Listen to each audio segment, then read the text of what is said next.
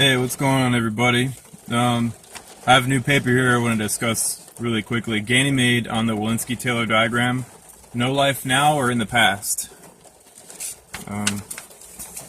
All of these papers, I don't go really in depth with it because there's still a lot to work out as well. The ideas in here are so far beyond me, I cannot do them justice by myself.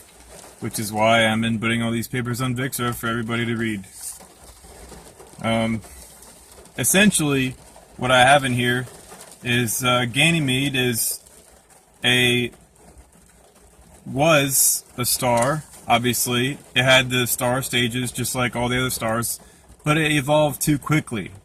It evolved so fast that it moved to the ocean world stages really quickly, but then stayed in ocean world stages, but then somehow lost its atmosphere, and then it lost its atmosphere, and then it froze over when it took up orbit around Jupiter.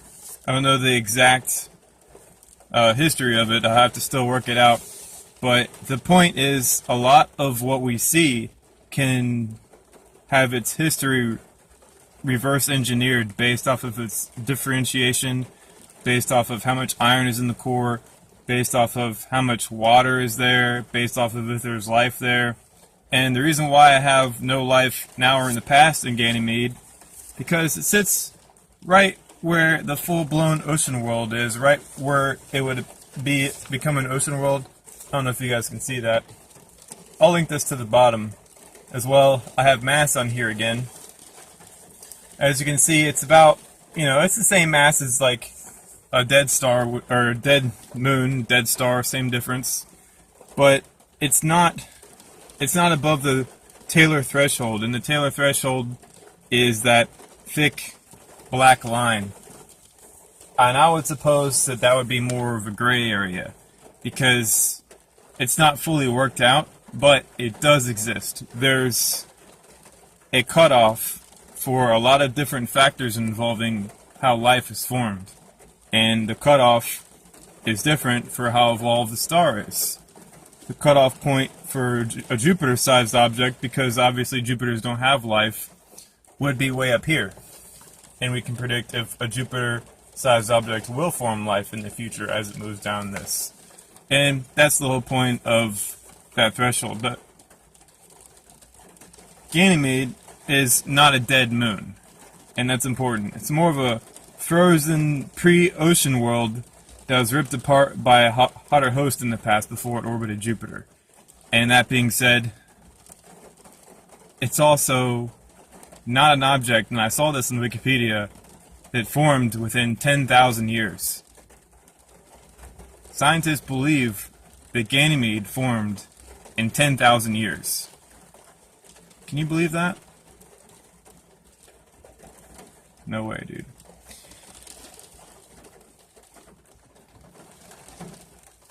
And I was really thinking about this, and of course, this is why I continue working on it, this one philosophy alone. If I'm wrong about all this, if Ganymede is an object that doesn't have any life, nor can form life, if all this work I've been doing with these stars evolving, and stars being planets, same things, if I'm wrong about all this, nothing happens. Nothing. But if this theory is correct, if the work I've been doing is like serious, important stuff, and it's paving the way for astronomy and astrophysics, then it means that this theory is literally the biggest, most important scientific theory of the 21st century, because it's going to impact every single science out there. And that being said, it's overwhelming. So if anybody wants to help work on it, go right on ahead. Be my guest. Because you're going to be one of the first. Hell, the first 100 people that continue working on it are going to be one of the first. I don't know when that threshold's going to happen, when people work on it enough to where it becomes a normal thing. And I'm not sure where this theory is headed, but if I'm wrong, or if you're wrong when you work on it, nothing's going to happen. You have nothing to be afraid of. Scientists are going to keep on doing what they're doing, and nothing's going to happen.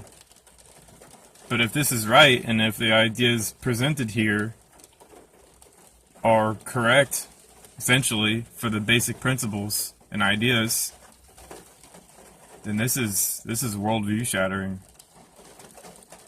Like, everything's gonna change because of this. Alright, you guys. Later.